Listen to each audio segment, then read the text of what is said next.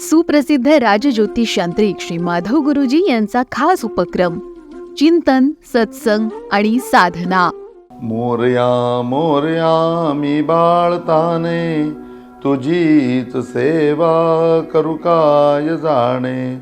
अन्याय माझे कोट्यान कोटी, मोरेश्वरावा तू बालकोटी. गणपती बाप्पा मोरया. सच्चिदानंद सद्गुरू श्री साईनाथ महाराज की जय. ओम साईराम. आपल्या सत्संगामध्ये मुद्गल ऋषी आज कुठेतरी गंभीर झालेत आणि गंभीर होऊन ते विचार करतायत की खरंच बाप्पा म्हणतो त्याप्रमाणे माझ्या भूतकाळामध्ये मी जर डोकावलं तर खरंच मी किती शत्रू निर्माण केलेत, किती प्रकारचे शत्रू माझे निर्माण झालेले आहेत. काही शत्रू हे माझ्या खरोखरी एका भेदाने निर्माण झालेले आहेत, तर काही शत्रू हे माझ्या दुसऱ्या भेदाच्या अर्थाने निर्माण झालेले आहेत. आणि खरंच हे शत्रू एवढे निर्माण व्हायला कुठे मीच कारणीभूत नाही का? आणि मग माझ्यामध्ये मी बदल इतके वर्ष का घडवला नाही? एवढी छोटी गोष्ट माझ्या का बरं लक्षात आली नाही? आपल्या भुसंडी शिष्याला सुद्धा ते विचारतायत, काय रे भुसंडी, तुझ्या आयुष्यामध्ये तू किती शत्रू निर्माण केले आहेत? भुसंडी हसून म्हणाला, अहो माझ्या आयुष्यामध्ये मित्र कोणी नाहीच, जेवढे असतील ते सगळे शत्रूच आहेत. हां, पण शत्रूवरती पराजय म्हणजे मी सगळ्यांना मारून टाकलेलं आहे एवढं मी तुम्हाला सांगतो. पण आज त्या गोष्टीचा मला पश्चाताप होत आहे. भुसंडीचं ते बोलणं आणि त्याची काकुळटीला येऊन त्याने आयुष्यामध्ये केलेली पापकर्म एका बाजूला मुद्गल ऋषी ऐकत होते आणि दुसऱ्या बाजूला मुद्गल ऋषी तो प्रसंगही आठवत होते की त्यांची आणि बाप्पांची झालेली भेट. बाप्पांनी भेट झाल्यानंतर ते बाप्पांना म्हणले की बाप्पा, कालच्या विषयामुळे मी खूपच हादरून गेलो आहे. अरे भेदामधले हे दोन भेद मला माहितीच नव्हते आणि भेदाचा हा प्रकारसुद्धा मला माहिती नव्हता. त्याची व्याख्या मला माहिती होती, ती अर्धवट होती आणि पूर्ण व्याख्या मला काल कळाली. मनामधली बात पण मला समजली आणि हे सगळं समजल्यानंतर या सगळ्याचा त्याग मला करावासा वाटतो आहे आणि माझ्या चुकीमुळे मला खूप असा पश्चाताप होतो आहे. त्याला बाप्पा म्हणला, तुला असं वाटतं की फक्त हीच गोष्ट कारणीभूत असेल शत्रू व्हायला? मुद्गला, तुला शत्रूचा पराजय करायचा आहे, तुला शत्रूवरती विजय मिळवायचा आहे. किंबहुना पुढे जाऊन तुझ्या आयुष्यामध्ये शत्रू राहिलाच नाही पाहिजे, तो शत्रू पूर्णपणे नामरण झाला पाहिजे, शत्रू तुझा मित्र झाला पाहिजे. या सगळ्या वृत्ती तुला शिकायच्या असतील ना, तर फक्त तू भेदावर नको जाऊ. अजून दुसरीसुद्धा गोष्ट आहे, या गोष्टीमुळे तुझे शत्रू निर्माण होतात. आता बाप्पा या सांगण्याच्या गोष्टीवरती अजून मुद्गल ऋषी पुन्हा एकदा संभ्रमित झाले आणि म्हणले, बाप्पा दुसरी काय गोष्ट असेल? त्याला बाप्पा म्हणला, तू विचार कर, तू सांग. प्रत्येक गोष्ट मी तुला सांगायची का? मी तुला कला शिकवणार आहे, पण पहिले तर शत्रू निर्माण व्हायची कारणं तू तर मला सांग. भेद एक कारण तू सांगितलंस, त्याचं मी तुला पूर्णपणे त्याचा अर्थ आणि त्याच्या दोन्ही प्रकारे दाण्याच्या बाजू तुला सांगितल्या. मग त्या ठिकाणी मुद्गल ऋषी आज स्तब्ध झाले आणि बाप्पाला म्हणले, बाप्पा नाही समजत आहे मला काय. एक तर मला असं खूप प्रायश्चित्त घ्यावं असं वाटतं आणि त्यावेळेला तुम्हाला सांग. त्यावेळेला बाप्पा त्यांच्याकडे हसून म्हणाला की मुद्गला, अरे याच्या व्यतिरिक्त हे काही पाश आहेत, ज्या पाशांमुळे सुद्धा आपले शत्रू निर्माण होतात. मग पाश म्हणजे काय? पाश म्हणजे जसं यमदूत त्याचे फासे टाकतात ना, ते पाश, की त्या पाशामध्ये आपण अडकतो आणि ज्या पाशामध्ये अडकतो ना, ते 7 प्रकारचे पाश आहेत. मग 7 प्रकारचे पाश कुठले? त्यावेळेला बाप्पा म्हणला, बघ ब्रह्म नावाचा पाश आहे, म्हणजे ब्रह्मपाश आहे, यमपाश आहे, आशा पाश आहे, म्हणजे की आशा नावाचा सुद्धा पाश आहे. याच्या व्यतिरिक्त असे अनेक पाश आहेत जे 7 प्रकारचे आहेत आणि या 7 पाशांमध्ये आपण पूर्णपणे अडकून पडतो आणि अडकून पडल्यानंतर त्यातून बाहेर आपल्याला निघता येत नाही आणि त्या पाशांमध्ये अडकल्यामुळे आपलं शत्रुत्व निर्माण होतं. बाप्पा ब्रह्मपाश म्हणजे मला समजलं नाही, ब्रह्मपाशाबद्दल मला काही सांगशील का? त्यावेळेला ब्रह्मपाशाबद्दल बाप्पा सांगत होता. बाप्पा म्हणला की बघ, म्हणून एखादी व्यक्ती एखादी क्रिया करत असते आणि ती क्रिया करत असताना त्या ठिकाणी एखाद्या गोष्टीच्या भ्रमामध्ये पडते किंवा एखाद्या गोष्टीच्या आवश्यकता प्रेमामध्ये पडते आणि ती वस्तू प्राप्त करण्याकरता त्या ठिकाणी पूर्णपणे दंगा तयार होतो आणि तो दंगा तयार होतो. त्याच्यामुळे तिथे शत्रुत्व निर्माण होतं, त्याच्यामुळे तिथे काहीतरी संभ्रम निर्माण होतो, त्या संभ्रमामुळे तिथे पूर्णपणे शत्रुत्व निर्माण होतं. असंच मायेचा सुद्धा पाश आहे. प्रत्येक ठिकाणी माया ही माणसाला वेगवेगळ्या गोष्टी करायला भाग पाडते आणि त्या ठिकाणी त्या गोष्टी करत असताना आपणच बरोबर आहोत असं कुठेतरी वाकावं लागतं. कुठेतरी धर्माचे पाश येतात, एखाद्या धर्माने माणूस प्रेरित होतो आणि धर्म जे सांगत असतो त्याच्या विरुद्ध वागणूक करायला लागतो आणि तो धर्मपाशामध्ये सुद्धा अडकतो आणि त्याच्यामध्ये अडकून तो स्वतःचं पूर्णपणे नुकसान करून घेतो. काही ठिकाणी आशेचा पाश असतो. बघ, सीतामैया ज्यावेळेला वनामध्ये होती त्यावेळेला तिला त्या कस्तुरी मृग बघून आशा निर्माण झाली की त्याचा जर मला पूर्णपणे वरचं कातडं मिळालं तर त्याची मी छान चोळी शिवीन. मग ही आशा निर्माण झाली. या आशा नावाचं सुद्धा पाश आहे की त्याच्यामुळे सुद्धा शत्रुत्व निर्माण होतं. त्या घटनेपैकी किती गोष्टी घडल्या ते बघ. रामायणामध्ये अजून थोडा पाठीमागे जा. ज्यावेळेला भगवान म्हणजे की मारुती राया हे ज्यावेळेला सीतामैयाला भेटायला आले, तिला अंगठी दिली, तिला पूर्णपणे विश्वास बसला की हा रामाचा शिष्य आहे, हा रामाचा दास आहे आणि माझं कुशल मंगल बघायला या ठिकाणी आलेला आहे. ती सगळी भेट झाल्यानंतर हनुमंतांनी सांगितलं की माई मला थोडी भूक लागली आहे. त्यावेळेला ती म्हणली की या झाडांची फळं तू खा.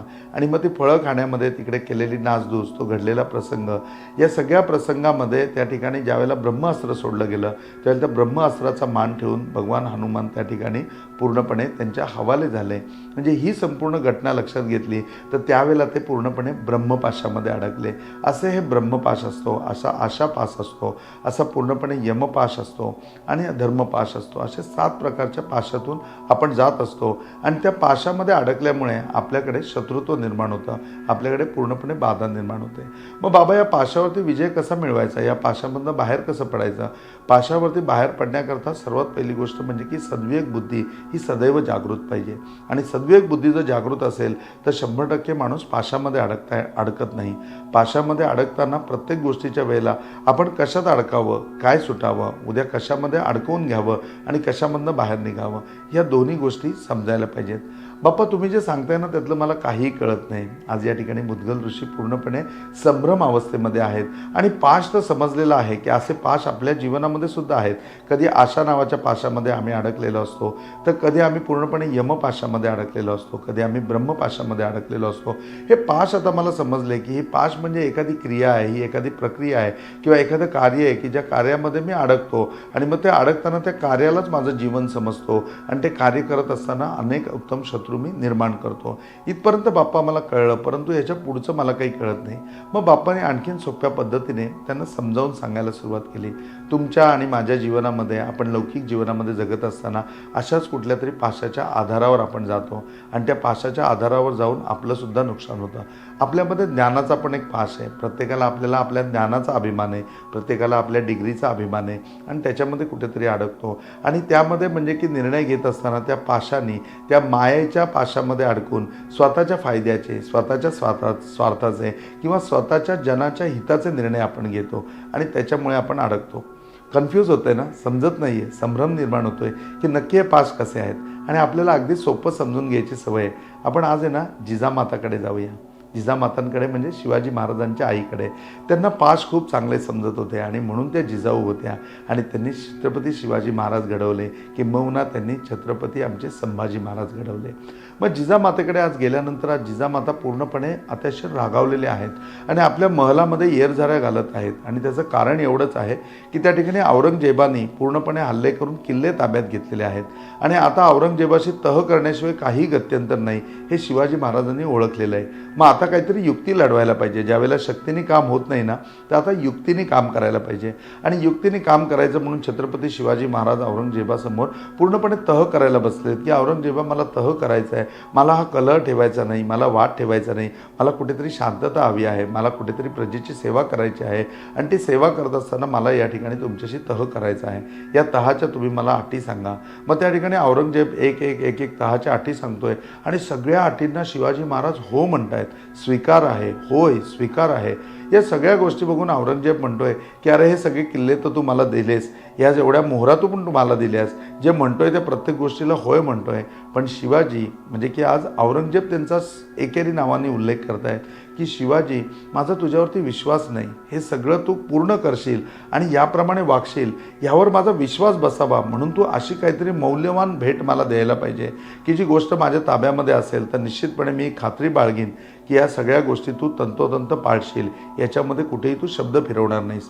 आता छत्रपती शिवाजी महाराज होते, त्यांचा विचार म्हणजे की एखादी गोष्ट करत असताना समोरचा काय बोलेल, समोरचा आपल्याला काय सांगेल याचं ज्ञान शिवाजी महाराजांना होतं. आणि शिवाजी महाराज त्या ठिकाणी पटकन बोलून गेले की आमचा पुत्र संभाजी तुमच्या ताब्यामध्ये देतो, संभाजी राजांना मी तुम्हाला ओलीस देतो. जिथपर्यंत या सगळ्या गोष्टींची पूर्तता होत नाही, तुमचा माझ्यावरती विश्वास बसत नाही, तोपर्यंत संभाजी राजे पूर्णपणे तुमच्या ताब्यात राहतील, ते तुमच्याकडे ओलीस राहतील.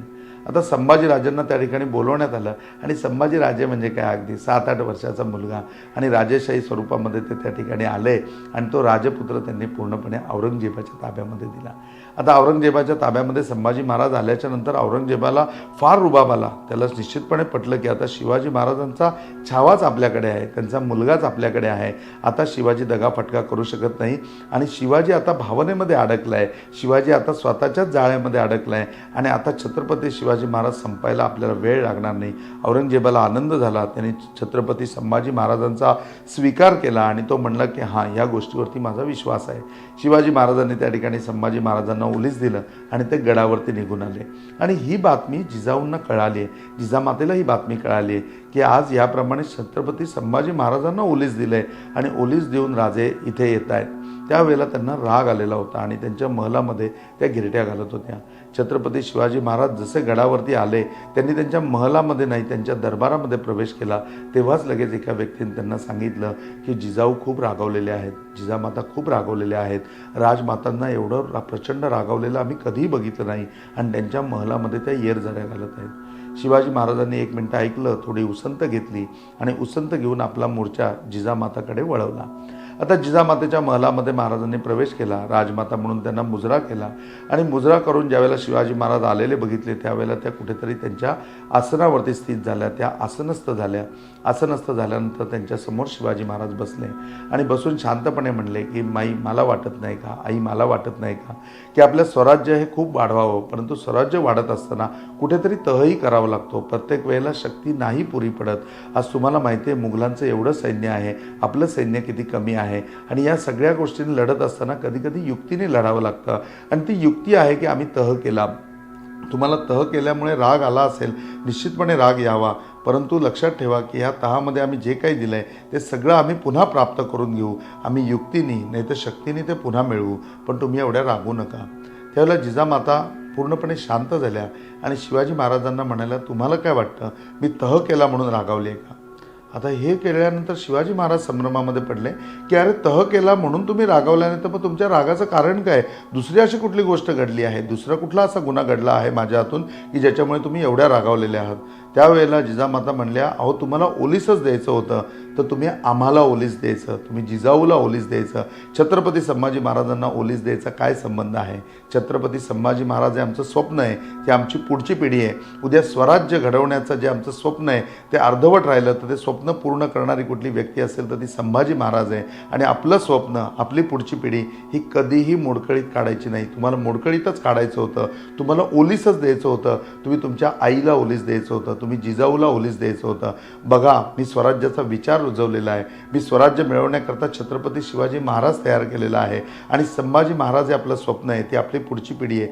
तुम्ही कुणाला विचारून, कुठल्या बुद्धीला तुम्ही गहाण ठेवलं आणि तुम्ही त्या ठिकाणी संभाजी महाराजांना ओलीस दिलं? छत्रपती शिवाजी महाराजांनी त्यावेळेला ते रूप बघितलं. आत्ता नवरात्र चालू आहे, देवीचं जे रूप होतं, जगदंबेचं जे रूप आहे ना, तसं रूप राजमातेचं झालं होतं, तसं रूप जिजामातेचं झालं होतं. छत्रपती शिवाजी महाराज नतमस्तक झाले आणि म्हणले की खरोखरी चूक झाली माझ्याकडनं. राजे, चूक नाही झाली तुमच्याकडनं, महाचूक झाली आहे, घोडचूक झाली आहे तुमच्याकडनं. अहो, मोडकळीत काढायची झाली तर जुनी पिढी मोडकळीत काढायची, नवीन पिढी कधीही मोडकळीत काढायची नाही. एवढी साधी गोष्ट तुम्हाला कळली नाही का? कुठल्या पाशामध्ये तुम्ही अडकलेले होते? तुम्ही ज्ञानाच्या पाशामध्ये अडकलेले होते, तुम्ही आशेच्या पाशामध्ये अडकलेले होते का तुम्ही कुठल्या पाशामध्ये अडकले? तुम्ही ब्रह्मपाशामध्ये अडकले होते? असा प्रश्न त्या ठिकाणी जिजामाता शिवाजी महाराजांना विचारत आहेत. शिवाजी महाराज त्या ठिकाणी नतमस्तक होऊन जिजामातेला वचन देत आहेत की नाही, जेवढ्या लवकरात लवकर होईल तेवढ्या लवकरात लवकर मी संभाजी महाराजांना सोडवून आणीन आणि यापुढे आयुष्यामध्ये कानाला दगड नाही, कानाला खडा लावीन की ह्यापुढे कधीही असा प्रसंग आला तर 100% ओलीस द्यायचं झालं तर ओलीस देताना 100% जुनी पिढी आम्ही मोडकळीत काढू, नवीन पिढीला कधी हात घालणार नाही, आपल्या स्वप्नांना कधीही त्या ठिकाणी वापरणार नाही. एवढं वचन देऊन शिवाजी महाराजांच्या डोळ्यात पाणी आलं. गोष्ट इथेच संपते, परंतु ही गोष्ट इथे संपल्यानंतर सत्संग इथे चालू होतो. आमच्या आयुष्यामध्ये आम्ही पाशामध्ये अडकलेले असताना कित्येक असे निर्णय घेतो ज्या निर्णयामुळे आमची स्वप्न पूर्णपणे बेचिराग होतात. कितीतरी असे निर्णय घेतो की ज्या निर्णयामुळे आमची पुढची पिढी पूर्णपणे कामातून निघून जाते. कितीतरी निर्णय आम्ही असे घेतो ज्या निर्णयामुळे आमचे जवळचे मित्र आम्ही गमावतो. कितीतरी असे निर्णय आम्ही घेतो की त्याच्यामुळे आमचा शेजारी, कुठेतरी आमचा बांधव, कुठेतरी आमचा समाजातला घटक हा दुखावला जातो. परंतु हे करत असताना आपण कुठलाच विचार करत नाही. आपण फक्त स्वार्थाचा विचार करतो. आपणही ब्रह्मपाशामध्ये अडकलेलो असतो आणि आपल्याला त्याच वेळेला ते योग्य वाटतं म्हणून तसा निर्णय घेतो. इथे ही गोष्ट आपल्याला हे सांगते की कधी मोडकळीत काढायची झाली तर आपली मागची पिढी मोडकळीत काढायला पाहिजे. कारण त्या पिढीचं आपण स्वप्न आहे. त्यांना कुठेतरी ही अपेक्षा, त्यांची कुठेतरी ही आशा राहील की नाही आपण नक्की विजयी होऊ. ते आनंदाने आपल्याकरता पुढे जातील. परंतु आपली स्वप्न, आपली नवी पिढी, आपली पुढची पिढी ही कधीही आपण त्याच्यामध्ये वापरामध्ये घेतली नाही पाहिजे. तर त्यांना सेफ ठेवलं पाहिजे आणि आपली स्वप्न पूर्ण करण्याकरता, आपली स्वप्न साकारण्याकरता त्यांना तयार करायला पाहिजे. त्यांनी आपला आदर्श ठेवायला पाहिजे. ह्या गोष्टी इथे कुठेतरी जिजामाता शिवाजी महाराजांना समजावून सांगते आणि मुद्गल ऋषींना हेच सगळे पाश बाप्पा समजावून सांगतोय. ह्या पाशातून बाहेर पडलं पाहिजे आणि ह्या पाशातून बाहेर पडण्याकरता फक्त सद्विवेक बुद्धी जागृत ठेवली पाहिजे. जर मुद्गला सद्विवेक बुद्धी जी जागृत असेल ना तर तो कुठेच चुकणार नाही. आणि आपलं इथेच चुकतं की आपली बुद्धी जागृत असते पण आपली सद्विवेक बुद्धी जागृत असून सुद्धा आपण ती वापरत नाही. कितीतरी गोष्ट आपल्या मनाला पटणारी नसते तरी पण आपण ती पटवून घेतो आणि आपण ती करतो. असं नाही करायला पाहिजे. कुठेतरी सद्विवेक बुद्धीने सुद्धा आपण कार्य करायला पाहिजे. आजच्या या पूर्णपणे सत्संगामध्ये हा विषय समजावून घेऊया आणि पाशामध्ये आपण न अडकता नवीन पिढीला जास्तीत जास्त वाव देण्याचा प्रयत्न करूया. आज इथेच थांबूया. ओम साईराम.